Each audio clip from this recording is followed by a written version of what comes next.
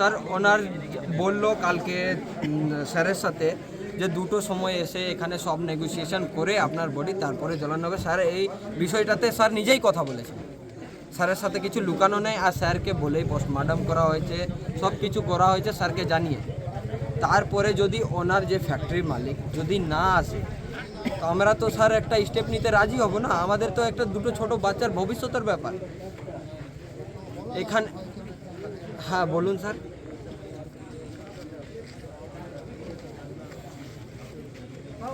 Sir ওনাকে স্পটে পাঠিয়ে দিন স্যার, আপনিও চলে আসেন।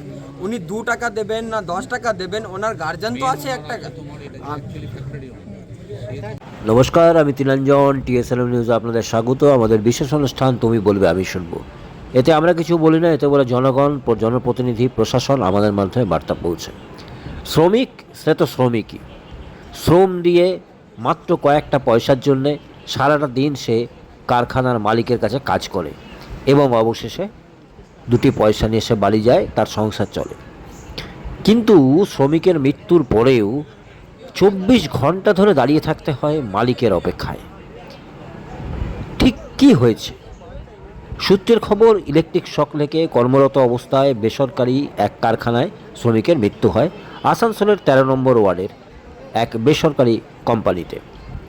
তারপর তাকে নিয়ে যাওয়া হাসপাতালে, সেখানে মৃত্যু হয়, ময়নাতদন্ত হয়। তারপরে এসেও সেই মালিকের সঙ্গে দেখা করা এবং ক্ষতিপূরণের জন্যে ঘন্টার পর ঘন্টা অপেক্ষা করতে হয়। পুলিশ প্রশাসন তারাও উপস্থিত থাকে, বিস্তর আলোচনা হয়, কিন্তু মৃতদেহ রেখেও প্রায় 5 ঘন্টার বেশি মালিকের জন্য অপেক্ষা করতে হয়। তাহলে শ্রমিকের মূল্য কোথায়? শ্রমিকের দাম কোথায়? মৃত্যুর পরেও যদি মালিকের জন্য অপেক্ষা করতে হয়, দেখুন ছবি।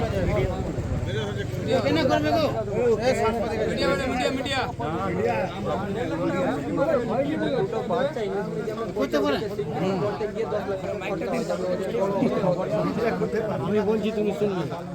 একবার যদি একটা গাড়ি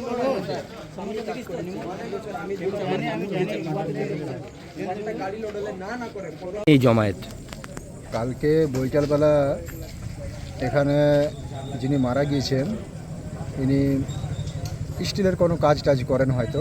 তো শুনলাম যে আমরা এলাকাবাসীরা শুনলাম যে উনি ইলেকট্রিক শর্ট লেগে মারা গিয়েছেন। তড়িঘড়ি হসপিটাল নিয়ে গিয়েছেন এবং হসপিটালে নিয়ে গিয়ে মৃত বলে ঘোষণা হয়। যাই হোক, পোস্টমর্টম করেছে। এলাকাবাসী মালিককে বলছে যে কিছু একটা ব্যবস্থা করে দিন, খুব গরিব মানুষ। তো আশ্বাস দিয়েছিলেন, আবার এখন শুনছি যে মালিক ফোনই তুলছেন। তো তাই গ্রামবাসী সকলে মিলে আমরা আজকে ফ্যাক্টরিতে লাশটাকে নিয়ে এসেছি এবং পুলিশ প্রশাসনকেও জানানো হয়েছে বিষয়টা, ওনারাও উপস্থিত আছে। এখন জানি না মালিক পক্ষ ন্যায্য ওই যিনি মারা গেছেন তার ভরপাই বা কিছু একটা ব্যবস্থা যদি করে দেন আমরা খুব ভালো হয়। আর মানে আপনাদের দাবি তো ক্ষতিপূরণ? আমাদের দাবি ক্ষতিপূরণ। আর মালিককে জানেন বা মালিকের নাম জানেন? আবার এখন ফোন টোন করছি, মালিক কোনো রকমের কোনো রেসপন্স দিচ্ছে না। কি নাম মালিকের? এরকম সাধারণত টিকলু তো বলে এলাকাতে, টিকলু বর্ণওয়াল এরকম কিছু নাম, তাই তো? আসানসোলে NS রোডে বাড়ি। বাকি ভালো একটা নাম আছে, জানি না সেই নামটা কি নাম, কিন্তু এলাকাতে পরিচিত টিকলু বর্ণওয়াল। এই মুন্না সাউ যিনি মারা গেছেন তারই আন্ডারে কাজ করতেন? হ্যাঁ, তারই আন্ডারে, তার এই ফ্যাক্টরিতে কাজ করছেন উনি। এখন তো আমরা এইটুকুই দেখলাম, ওনার এই ফ্যাক্টরি চারিদিকে দেখুন সব ওয়ার্কাররা এখানকার বলছেন উনি এখানে। কতক্ষণ ধরে আপনারা আছেন? পুলিশ হতে এসছে? এখন আমরা মোটামুটি 12টা থেকে আমরা সব এখানে আছি, কিন্তু মালিকের এখনও কোনো পাতা চাতা নেই, কিছু নেই। পুরো এলাকাবাসী এসছেন, কোনো রেসপন্সই পাওয়া যাচ্ছে না ওনার সাথে। শুধু বলছে ম্যানেজারের সাথে কথা বলো, ম্যানেজার ঠিকঠাকভাবে কথা বলতে পারছেন না। তো যাতে যিনি মারা গেছেন তার পরিবার যদি একটা কিছু অধিকার, ন্যায্য অধিকার যদি পেয়ে যায়। একটু বাচ্চা আছে, ঘরে বুড়ি মা আছে, কে দেখবেন এগুলো বলুন? মানে একটাই রোজগারের পথ ছিল না।